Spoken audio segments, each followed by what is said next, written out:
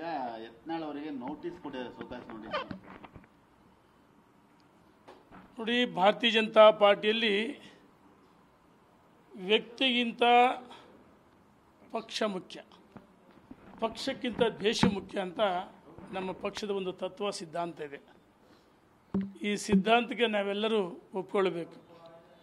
ಪಕ್ಷಕ್ಕಿಂತ ಯಾರೂ ದೊಡ್ಡವರಲ್ಲ. ನಮ್ಮ ರಾಷ್ಟ್ರೀಯ ನಾಯಕರು ಸನ್ಮಾನ್ಯ ವಿಜಯೇಂದ್ರ ಅವ್ರನ್ನ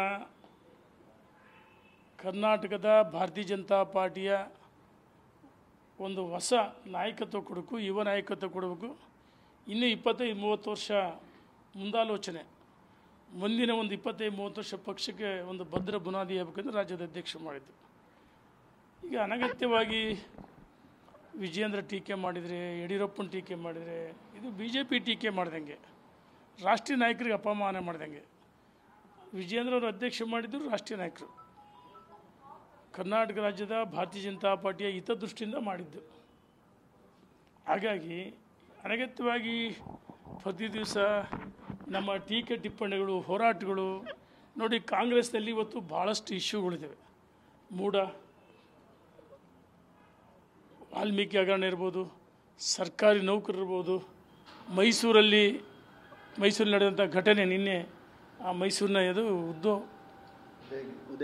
ಉದಯಗಿರಿಯಲ್ಲಿ ನಡೆದಂಥ ಘಟನೆ ಇರ್ಬೋದು. ಅದೇ ಅಲ್ಪಸಂಖ್ಯಾತ ಗುಂಡಗಳು ಬಂದು ದಾರಿಲಿ ಗಲಾಟೆ ಮಾಡ್ತಾರಂದರೆ ಯಾವ ಮಟ್ಟಕ್ಕೆ ಹೋಗಿದ್ದಾರೆ ಅವರು. ಈ ಕಾಂಗ್ರೆಸ್ಸಿನ ಸರ್ಕಾರ ಕುಮ್ಮಕ್ಕಿದು. ಇವತ್ತು ಕರ್ನಾಟಕದಲ್ಲಿರ್ತಕ್ಕಂಥ ಕಾಂಗ್ರೆಸ್ ಸಂಪೂರ್ಣವಾಗಿ ವಿಫಲವಾಗಿದೆ, ಟೇಕಪ್ ಆಗಿಲ್ಲ. ಭಾಳಷ್ಟು ಇಶ್ಯೂಗಳಿದಾವೆ. ನನಗೆ ಸತ್ಯ ಭಾಳಷ್ಟು ಜನ ಕಾಂಗ್ರೆಸ್ಸಿನ ಮುಖಂಡರುಗಳು, ಶಾಸಕರುಗಳು, ಸಚಿವರು ಭಾಳಷ್ಟು ಜನ ಆತ್ಮೀಯರಿದ್ದಾರೆ. ನಿಮ್ಮ ಒಳಜಗಳದಿಂದ ನಮ್ಮ ಯಾವುದೇ ಇಶ್ಯೂಗಳು ಹೊರಗಡೆ ಬರ್ತಾ ಇಲ್ಲ.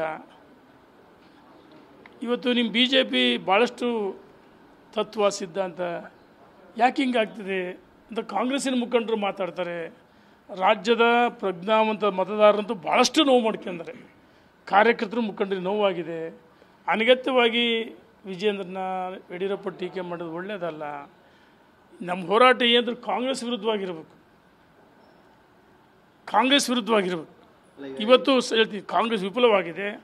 ಅನಗತ್ಯವಾಗಿ ಟೀಕೆ ಟಿಪ್ಪಣಿ ಯಾರು ಮಾಡಿದ್ರು, ರಾಷ್ಟ್ರೀಯ ನಾಯಕರು ನಾನು ಮಾಡಿದ್ರು, ನಮ್ಮನ್ನು ಹೇಳಿಕೆಗಳನ್ನು ಗಮನಿಸ್ತಾರೆ, ಸೂಕ್ಷ್ಮವಾಗಿ ಎಲ್ಲ ಹೇಳಿಕೆಗಳನ್ನು ಗಮನಿಸ್ತಾರೆ.